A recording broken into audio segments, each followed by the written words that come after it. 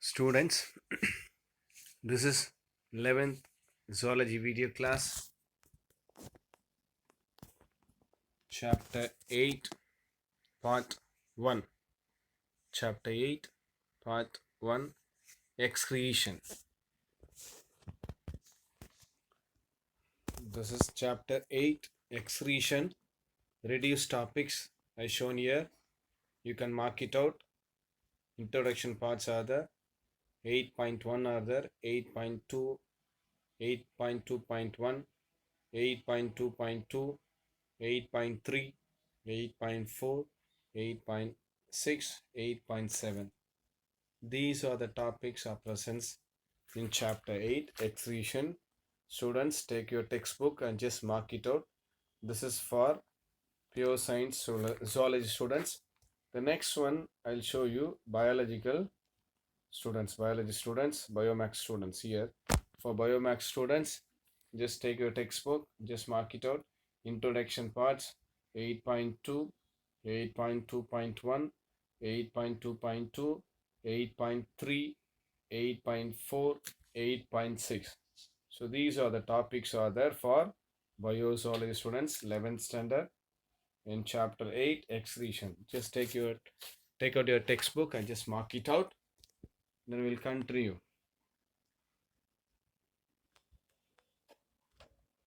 Okay, this is excretion chapter 8 introduction parts. We'll see earliest animals life forms arose around 700 million years ago. Just underline, take out your textbook, underline. So there were marine organisms, like marine means what? The animal which live in sea water, they called as a marine. They were marine organisms like the modern sponge. Each cells of the modern sponge is surrounded by sea water, but it maintains intracellular ionic composition different from that of the sea water. So the organism which exists in the marine water, they maintain intracellular ion compositions. Within the cells, there will be ionic compositions will be there, and around that cells also compositions of ions will be there. The evolutions lead to change the organizations of tissue layer, followed by formations of specialized external tissue layers. This provides a barrier between external environment and internal fluid, resulting in the formations of extracellular fluid. Here, the major change in osmoregulations and ionic regulations occur during the evolutions of chordates. So, within the cells as well as outside the cells, there will be ionic compositions will be there. That's what they say here. The ability to control extracellular fluids compositions were essential for diversifications of animals to inhabit brackish water, fresh water, and land. So from that marine from that marine water, the animals just diversified, means they just moved from one place to another place in order to stay there. They moved from marine water to brackish water, fresh water, and land animals. The animals that invade land had risk of desiccations. The animals which lay in land, they have problem of going sending out the excreta, waste materials, and were unable to excrete metabolic waste directly into the water. Hence, there was a need for alternate pathway of dispose of nitrogenous waste. So most animals rely on kidney to control ionic and water balance. Some animals depends on external tissue such as gills, skins, digestive mucosa to collective regulate three homeostatic processes. Just take a textbook, underline this one, three homeostatic processes, namely osmotic regulations, ionic regulations, nitrogen excretions. The first one, osmotic regulation, just underline. Osmotic regulations is a control of tissue osmotic pressure, which acts as a driving force for the movement of water across the biological membrane. So across the biological membranes, across the membrane, there will be a movement of water will take place. That is because of osmotic regulations. Just mark it out, 2 marks. Then ionic regulations is a control of ionic compositions of body fluids. Body fluids. The process by which the body gets rid of nitrogen waste products of protein metabolism is called as excretion. Just mark it out, excretions. And the next one is the nitrogen excretions. Is a pathway. Nitrogen excretion is the pathway by which animal excrete ammonia, the toxic nitrogenous end products of protein catabolisms. The removal of ammonia or other metabolic activities such as urea, uric acids linked to the ionic and osmotic homeostatic. And here, the freshwater vertebrates maintain higher salt concentrations in the body fluid. Just underline this one. Freshwater vertebrates means, the animals which have backbone, they call as vertebrates. They maintain higher salt concentrations in their body fluids, whereas marine vertebrates maintain lower salt concentrations in the body fluids. And terrestrial animals have more water in their body than the surrounding, hence tend to lose water by evaporations. Either given freshwater vertebrates as well as marine water vertebrates, and the freshwater vertebrates, they have higher concentrations in the body fluids, whereas marine water vertebrates, they have low concentrations in their body fluids, whereas terrestrial animals, they have surroundings. The terrestrial animals, they have more water in the surroundings. It has been lost by evaporations. The osmoconformers are able to change their internal osmotic concentrations with the change in the external environment as marine mollusks and sharks. Okay, the next one, here just go down. You can take out this textbook. Depending on the ability to tolerate changes in the external environment, animals are being classified. This is an important 2 marks, just you can note it down. Stenohalines. Just underline.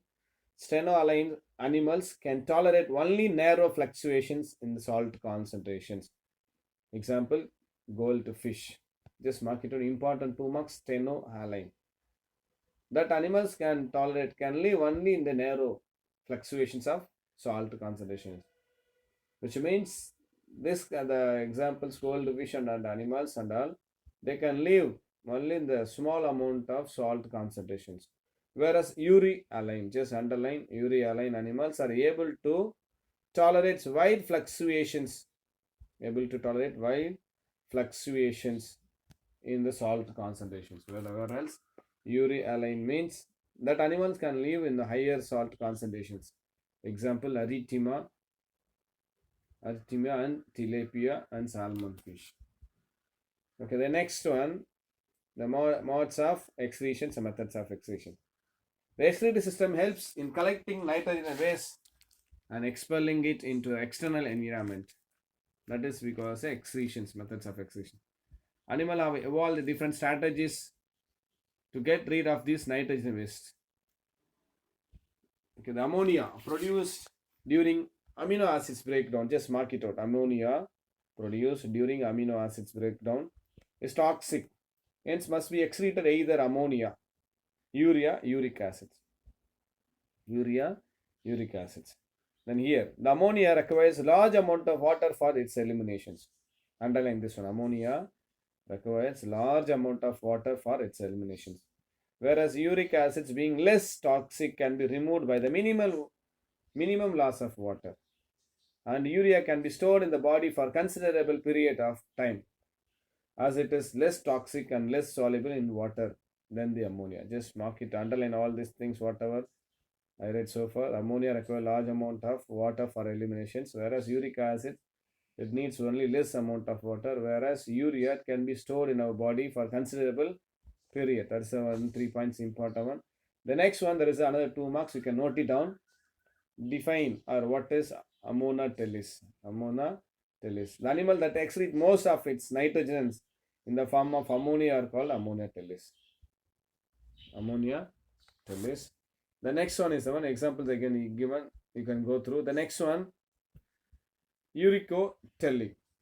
Here you can mark it out. Reptiles, birds, lands, snails, and insects excrete uric acid crystals with a minimum loss of water and are called as a uricotelics. Uricotelics. Mark it important, 2 marks. First one is ammonotelics, second one is uricotelics. Then mammals and terrestrial amphibians. Mammals and terrestrial. This is the one. Mammals and terrestrial amphibians mainly excrete urea are called as a uricotelics. The animals which excretes ammonia we call as ammonotelics. The animals which excretes uric acids, uric crystals we call as a uricotelics. The animals which excretes urea is called as a ureotelics. Just mark it out. The next one, the animal kingdom presents a wide variety of excretory structures. Most invertebrates have simple tubular structures in the form of primitive kidneys called as a protonephridia and metanephridia. So in the animal kingdom, they have variety of excretory structures. Most invertebrates have simple tubular structures in the form of primitive kidneys. Invertebrates animal, they have primitive kidneys. That primitive kidneys called as a protonephridia. Underline. Take it to a textbook and just underline. And next one is a metanephridia. We are going to see now what is protonephridia, what is metanephridia. The vertebrates have a complex tubular organs called as a kidney. Vertebrates, they have difficult structures called as a kidney. The protonephridia, excretory structures will specialize. The protonephridia, they have one special cells called as flame cells. The structure of flame cells is the one cilia, hair-like structures. If you see the platyhelminthes, they have flame cells. In the platyhelminthes, they have flame cells. Example for that one, tapeworm. The next one, solenocytes. Okay, and that solenocytes is a cells which presents the amphioxus. The structure of solenocytes is one flagella. Next is the one nematodes. They have rennet cells. So these 3 examples are just they come under the protonephridia. What are the 3 examples? Platyhelminthes. They have flame cells for excretions. The structure of flame cells is the one cilia. And the next one is the one. Examples of platyhelminthes is the one tapeworm. The next one is the one solenocytes. Example for solenocytes is the one amphioxus. The structure of solenocytes is the one called as a flagella. The next one is the nematodes. They have rennet cells. These 3 things very, very important. One word point of view they'll ask you. NEET also they'll ask you. Then metanephridia or the tubular excretory structures. First one we have seen protonephridia. As I told earlier, protonephridia, metanephridia. The first one we have seen protonephridia. Second one is the one metanephridia. It's a tubular excretory structures in annelids, mollusks. The Malpighian tubules are excretory structures in the most of insects. Underline Malpighian tubules. The excretory structures in insects. Insects excretory section is the one Malpighian tubules. Antennal glands or green glands perform excretory functions. Crustaceans. Just write crustaceans. The excretory functions is the one antennal glands as well as the green glands. The vertebrates, they have kidney. Differ among the taxa in relation to the environmental conditions. Environmental conditions 1. And vertebrates kidney differ among the taxa in relation to environmental conditions. Nephron is the basic structural functional unit of the kidney. One word, in part of one word, just underline. Dash is the structure and functional unit of kidney. They'll ask you. Nephron. The reptiles have reduced glomerulus or lack glomerulus and only loops. Hence, produce very little hypotonic. You see, these reptiles, they have reduced glomerulus. They have glomerulus very smaller size, or they have the absence of glomerulus and Henle loops. Since because of that, they produce very little hypotonic urine. Very little hypotonic urine 1 here. Whereas the mammalia kidneys produce concentrated urine because they have long Henle loops. Loops of Henle nephrons evolved from the hypertonic urine. Hypertonic urine. Vertebrates, here they say reptiles, they have less hypotonic. Hypotonic means less concentrations. Hypertonic means more concentration. In reptiles, they have only reduced glomerulus. Because of that, they have hypotonic urine. Whereas mammalian kidney, they have long only loops. Because of that, they have hypertonic urine. Hypertonic means the concentrations will be more. The waste materials will be more. That is because hypertonic urine. Hypertonic means concentrations of waste materials will be less. The glomerular kidney of marine fishes produce little urine, that is isoosmotic to the body fluids, whereas amphibians and freshwater fishes lack Henle loops, hence they produce dilute urine. That is we call as a hypoosmotic.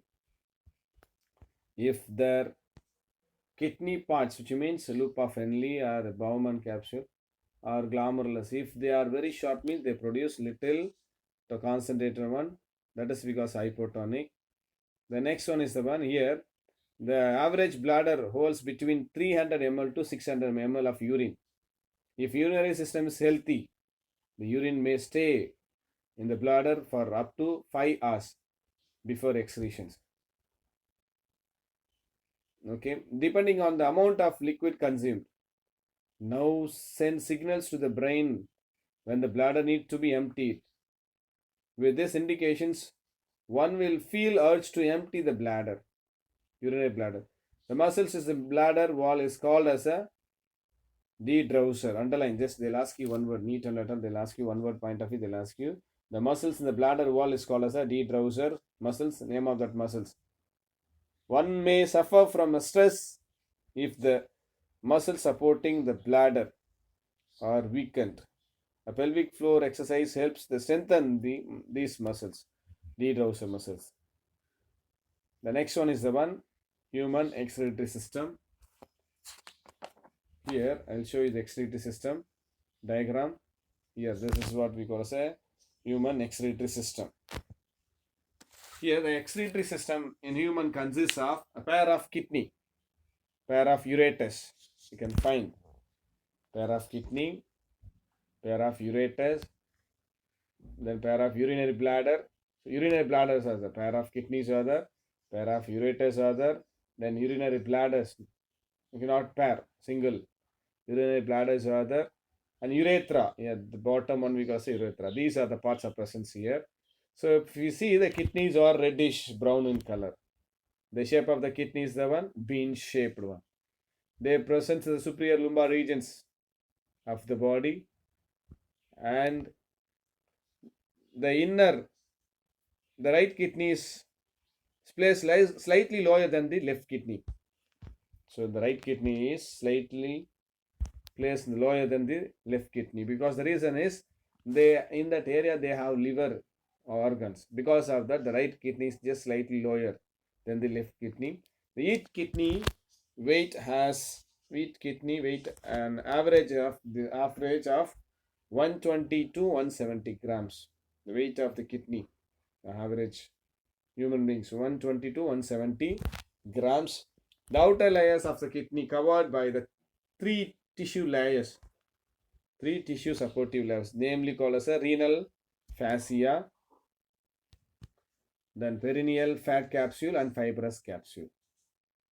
The longitudinal section of kidney shows an outer cortex, inner medulla and pelvis. Longitudinal sections here. Longitudinal sections of kidney. So outer cortex, inner medulla and pelvis. And pelvis here. The medulla is divided into few conical tissues mass called as a medullary pyramids or renal pyramids. So here, this is what we call as a pyramids one. This is what we call as a renal pyramids we say here. Parts can you all see? The parts of the cortex that extends in the between medullary pyramids is the renal column of Bethany. Here, this part is called as a Bethany. The cortical nephrons. Before, inside that cortical nephrons, we have Bethany. Underline 2 marks. The part of cortex that extends between medullary pyramids in the renal columns is called as a Bethany. The center of inner concave surface of the kidney as notch called as a renal ileum. Here, this is we call as a renal ileum. This parts in this area, you can find renal ileum. This part we call as a renal ileum. through which the ureter blood vessels now innervates.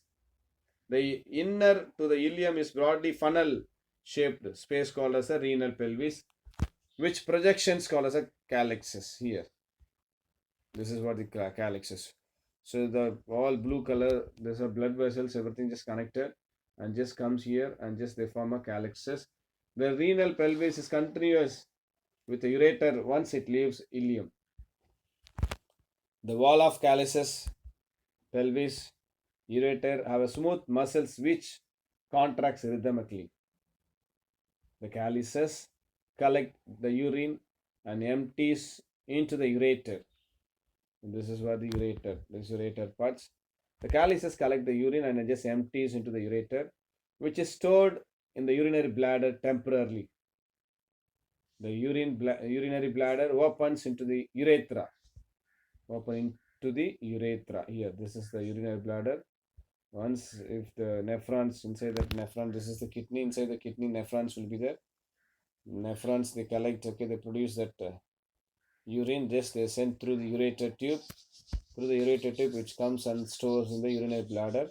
The urinary bladder open into urethra. This last part's only because urethra, which urine is expelled out. Expel means was sent out. So this is the structure of kidney. You can go through. The next topic is the one structure of nephron. We'll see in the next class structure of nephron. Today just we have completed structure of kidney. Just go through today itself. Just learn it out. Draw this diagram and learn the structure of kidney, and just we have seen protonephridia, metanephridia, and also we have seen the basic informations of ammonotelic, uretelic, uricotelic. All these things you need to copy in your classwork. When you come to direct class, just you have to show me this one. Okay, if you have any doubt, you can contact me. Okay, bye. Take care.